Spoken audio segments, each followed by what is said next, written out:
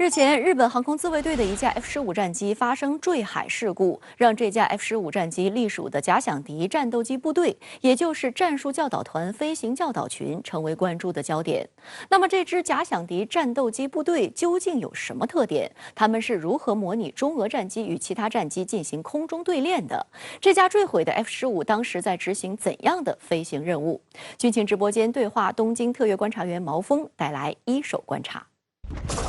据日本防卫省称，这架坠毁的 F-15战机是在1月31号下午5点半左右从小松基地起飞，在飞越日本海期间，飞机信号突然从雷达上消失。飞机雷达信号消失的位置为小松基地西北方，距基地约5公里的日本海上空。目前，日本航空自卫队已经在小松基地附近海域发现了部分战机的机体部件，而机上的2名飞行员仍未找到。据报道，小松基地位于日本石川县，是日本空自唯一面向日本海的战斗机基地，主要部署第6航空团，下辖第303和第306飞行队，另部署有航空战术教导团飞行教导群。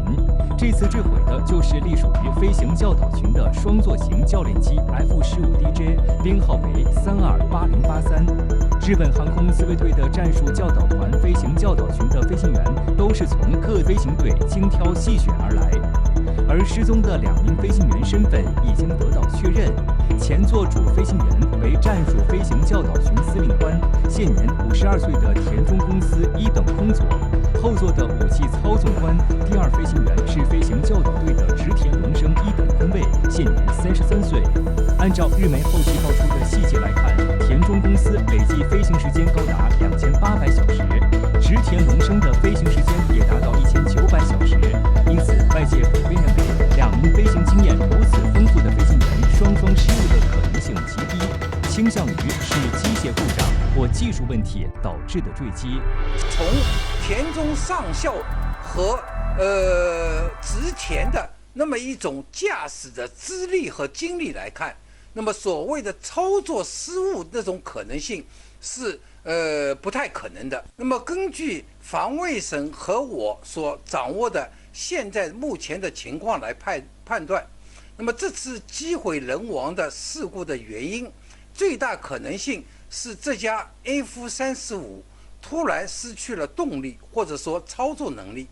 但究竟是发动机突然出现故障，还是电空系统突然失灵，那么这个呢，还有待于今后的调查与验证。日本一架 F-15DJ 战机坠海，表明航空自卫队整个体系可能存在较大问题。而首批 F-15JDJ 战斗机自1982年服役以来，至今已经长达40年的时间。请教一下杜先生，机体老龄化问题在航空自卫队是否已经非常严重呢？日本航空自卫的 F-4战斗机和 F-15战斗机目前叫陈年老机，从服役到现在已经40多年。机体寿命已经达到了一个相对疲惫的状态。另外呢，以中国空军所谓的正常训练作为借口，各种跟踪拦截行动也非常频繁，也非常疲劳，甚至连飞机的轮胎目前库存数量都非常有限。如果频繁地用老飞机进行各种所谓空战任务，包括各种监视任务，一定会出现这样和那样的问题。再加上维护和保障水平相对低下，飞机已经过时。我想日本目前对 F-35也很感兴趣，但是对于老旧的 F-15战斗机兴趣并不大。而且美国也是狮子大开口，要求升级，但是升级之后的价格跟购买崭新的 F-15战斗机没有太多的区别。所以目前看呢，整个老态龙钟的机队面临着比较多的困难，也面临着更多的尴尬。我想这次坠落肯定不是最后一次坠落，今后还会有更多的老飞机从天上掉下来。所以现在看呢，整个机队的疲劳已经让目前日本航空自卫队的战力显示出了非常尴尬的状态。众所周知，各国的假想敌部队主要是模拟潜在对手的装备属性、作战风格，与本国部队进行对抗演练。请教一下杜先生，日本空自是通过怎样的方式来获取他国，比如中俄战机的信息情报呢？日本航空自卫队获取所谓蓝军信息大概2个渠道，第一是通过美国获取，因为所谓的红旗军演，就是美国的一种对抗训练形式，里面呢要把中国、俄罗斯很多作战飞机的规则参数进行模拟，这样为美国空军作战训练提供一定的参考。我想日本一定是复制和克隆了美国红旗军演过程中蓝军的一些基本材料。第二是通过自己的情报系统去获取，因为在不同的海域上空，